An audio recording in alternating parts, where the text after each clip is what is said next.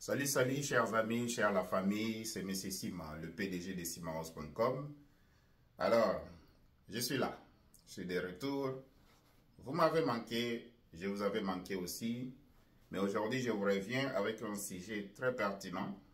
Alors, on va parler de la crypto-monnaie. Qu'est-ce que le gouvernement du Québec dit par rapport à la crypto-monnaie? Ok? On va aller avec Québec.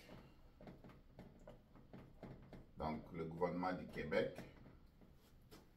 avec la crypto-monnaie. Crypto-monnaie.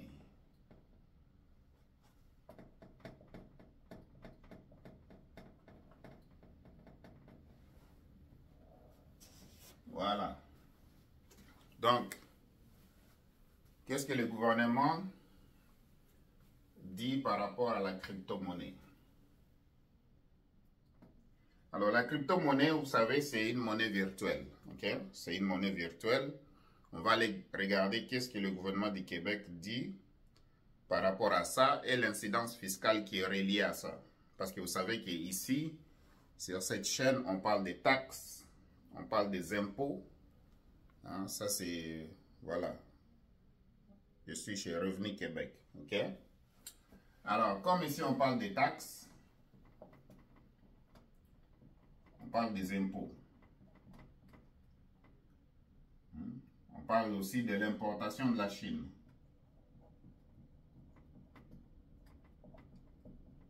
Importation. Hein? Importation de la Chine.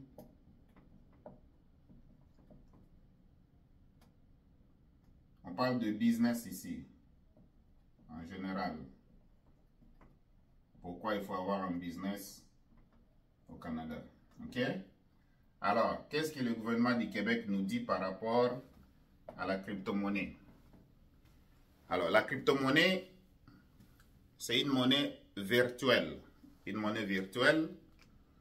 Et là, je vais juste paraphraser ce que le gouvernement écrit, parce que cette information est disponible sur revenuquebec.ca. Ok? Alors, ici, c'est bien dit, l'incidence fiscale, c'est ça ce qui nous intéresse avec la crypto-monnaie. L'incidence fiscale liée à l'utilisation de la monnaie virtuelle.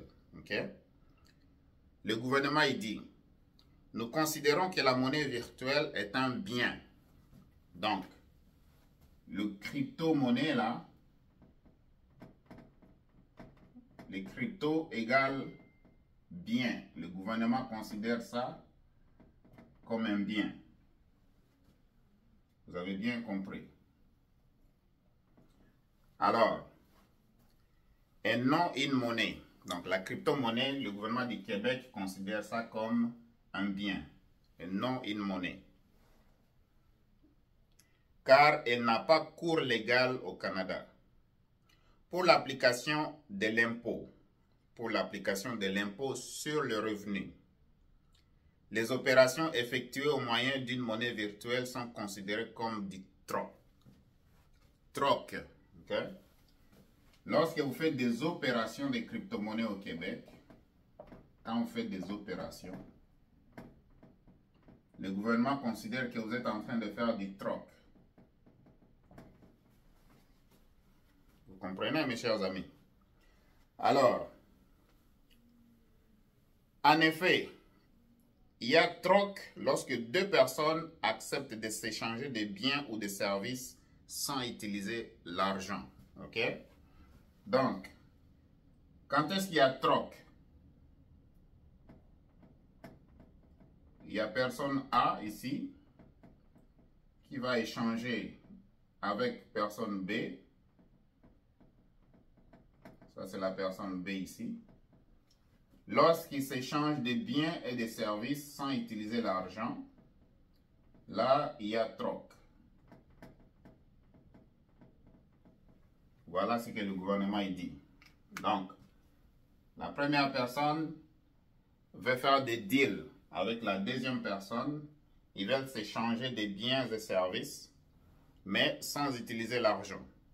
C'est là où il y a troc. Je pense que vous avez bien compris. Ok? Donc, je répète, en effet, pour que vous puissiez bien voir le tableau, En effet, il y a troc lorsque deux personnes acceptent de s'échanger des biens ou des services sans utiliser l'argent.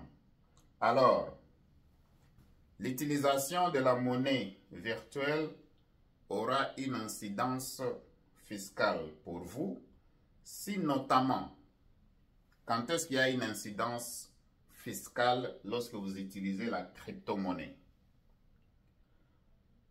Vous utilisez la crypto-monnaie pour acquérir des biens ou des services. Alors, lorsque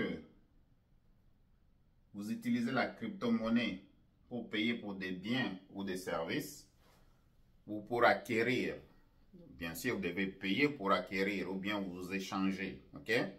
Là, il y a une incidence fiscale. Lorsque vous la convertissez en devise monétaire, alors, ça c'est 1. Je répète, quand est-ce qu'il y a une incidence fiscale? C'est super important de comprendre ça. 1, 2 et 3. Donc, en premier, vous utilisez la crypto-monnaie pour acquérir. Alors, ça c'est crypto. Vous allez utiliser ça pour acquérir. Donc, vous voulez acquérir des biens ou des services. Donc, des biens ou des services.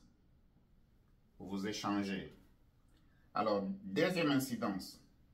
Vous la convertissez en devise monétaire. Ça veut dire que, excusez, vous convertissez la crypto en dollars, devise, en devise monétaire. Là, il y a incidence fiscale. Lorsque vous l'échangez contre une autre monnaie virtuelle. Donc, crypto, vous allez faire l'échange. Ça veut dire que vous convertissez par exemple du Bitcoin, exemple, à Ethereum. Donc, vous convertissez.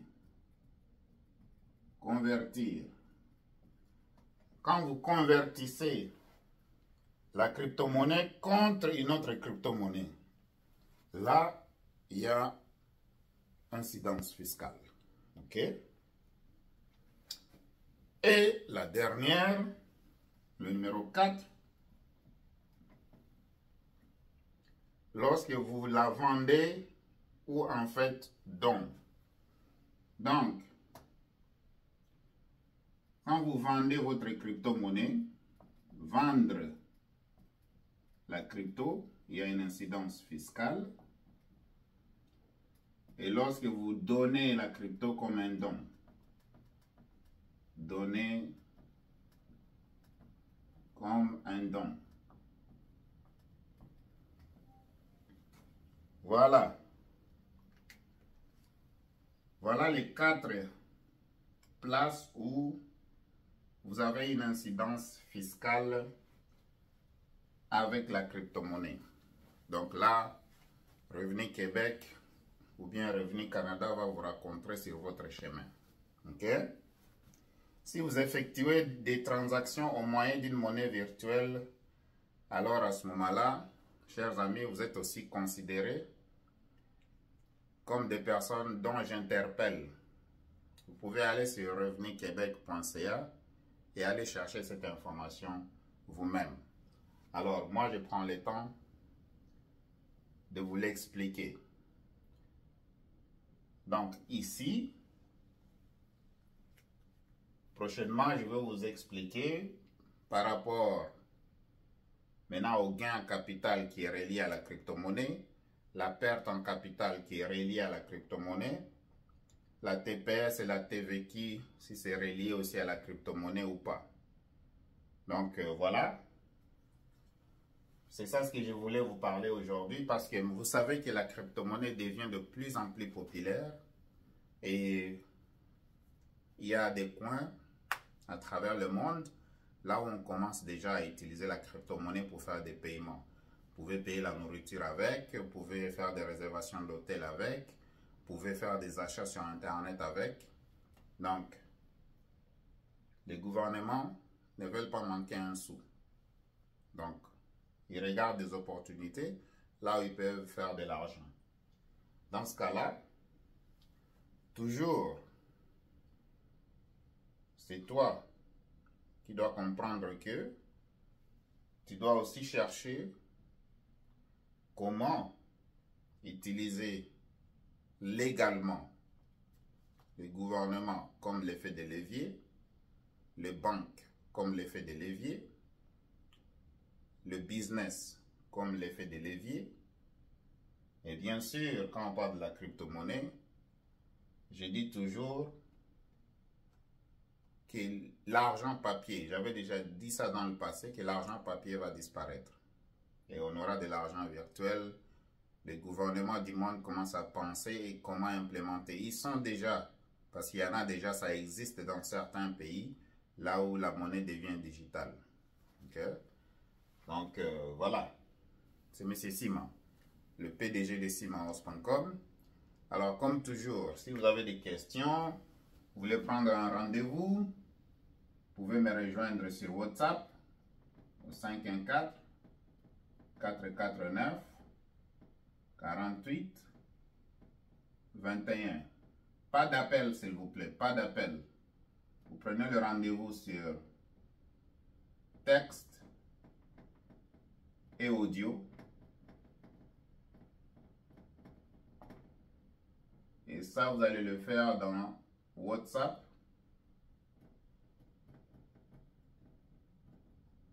Et Telegram.